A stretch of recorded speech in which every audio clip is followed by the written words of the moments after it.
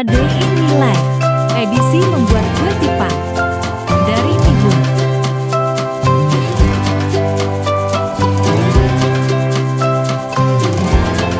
Hai, assalamualaikum teman-teman. Ini adalah video aku tentang pembuatan kue kipang dari bahan mihun atau bihun ya teman-teman.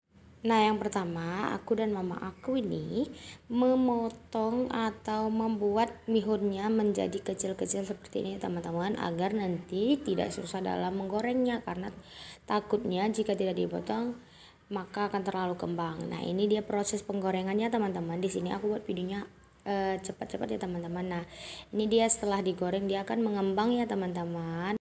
Dalam proses penggorengan bihun, minyaknya harus panas ya teman-teman, agar mihunnya mengembang dengan baik. Nah, di sini selanjutnya mama aku menggoreng kacang yang nantinya juga akan dimasukkan ke dalam kipang yang akan kita buat ya teman-teman.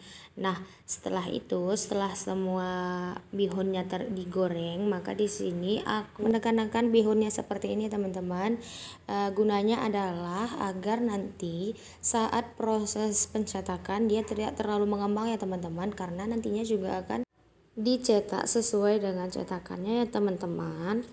Nah, ini adalah bahan kedua ya teman-teman, yaitu jeruk nipis. Jeruk nipisnya dibuka, kemudian nantinya akan ditambahi air sedikit ya teman-teman, sesuai dengan banyak yang diinginkan. Nah, kemudian setelah itu kacang yang tadi kan masih berkulit ya teman-teman. Jadi di sini aku melepaskan kulit-kulitnya, kulit-kulit dari kacang yang tadi aku goreng. Oke. Nah, kemudian selanjutnya di sini aku mau menyiapkan kuali atau wadahnya dulu terlebih dahulu ya teman-teman. Nah, ini di sini aku mengoleskan sabun colek ekonomi ke belakang dari kuali yang akan digunakan nanti. Ini bertujuan untuk memudahkan kita dalam membersihkan kualinya ketika setelah selesai digunakan ya teman-teman, karena di sini dalam proses pengadukannya nanti kami menggunakan kayu bakar ya teman-teman. Nah, setelah selesai di sini aku kemudian meletakkan wadah yang besar tadi ke atas tungku yang sudah disiapkan ya teman-teman. Nah, ini dia ke penampakannya ya teman-teman. Setelah itu selanjutnya asam yang sudah diperas tadi, airnya kemudian dimasukkan ke dalam wadah. Lalu bahan yang ketiga ialah memasukkan gula sesuai dengan takarannya ya teman-teman. Lalu di sini juga kami membuat memasukkan pewarna makanan ya teman-teman. Nah, kemudian setelah semua tercampur pewarna makanan, gula dan asam tadi, di sini dilanjutkan dengan mengaduk-aduk asam dan gula tadi yang nantinya akan membentuk seperti karamel ya teman-teman.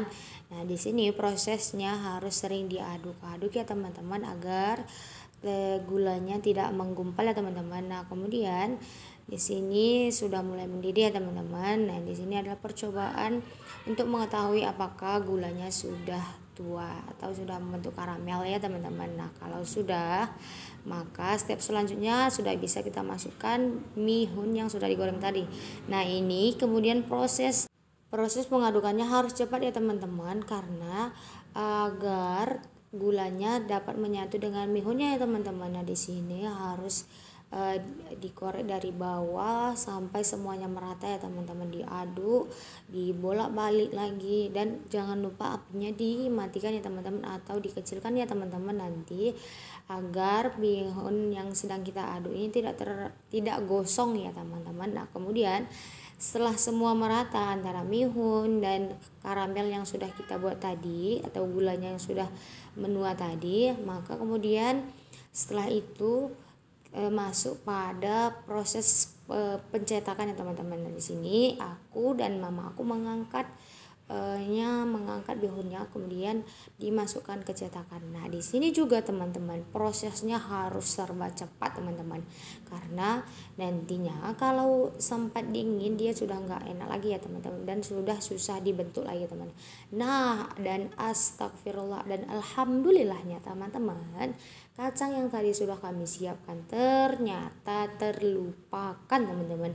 Harusnya saat pengadukan tadi di situ dimasukkan teman-teman. Nah, ini qadarullah kami lupa teman-teman. Nah, makanya dibuat di atasnya aja teman-teman. Nah, di sini step selanjutnya adalah harus meratakan bihunnya, dicetakan dengan cepat ya teman-teman, harus menggunakan tenaga dalam ya teman-teman. Nah, karena takutnya kalau nanti dia sudah dingin, dia tidak bisa menyatu lagi teman-teman antara gula dan bihunnya teman-teman. Nah, di sini adalah proses yang sangat harus membutuhkan tenaga ya teman-teman. Nah, karena bihunnya sudah padat, kemudian selanjutnya kita menunggu dingin dulu terlebih dahulu. Setelah dingin baru proses pemotongannya teman-teman. Nah, kalau sudah dingin maka sudah bisa dipotong-potong ya teman-teman. Nah, di sini kami memotongnya dengan bentuk persegi jajar genjang ya teman-teman. Nah, kemudian selanjutnya dipotong-potong sesuai dengan yang diinginkan atau kecil-kecil ya teman-teman, karena kalau terlalu besar takutnya terbuang sia-sia kalau dimakan tidak habis ya teman-teman. Nah, oh iya teman-teman, jangan salpok ya teman-teman. Di sini cetakannya memang menggunakan kayu ya teman-teman, tapi kayunya sudah dibersihkan. Kemudian mengapa kami tidak pakai plastik atau pembalut tangan? Di sini kami juga udah mencuci tangan ya teman-teman, jadi higienis ya teman-teman.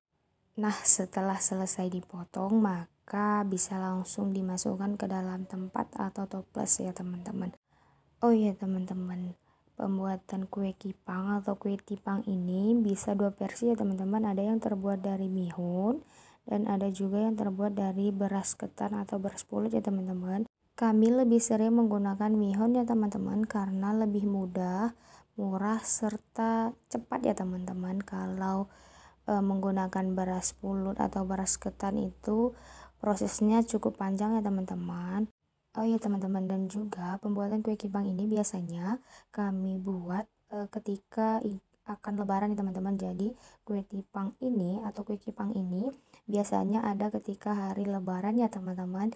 Nah, ini merupakan salah satu ciri khas dari daerah kami ya teman-teman, yaitu daerah Aceh Tenggara, tepatnya di Desa Lawe Malum ya teman-teman.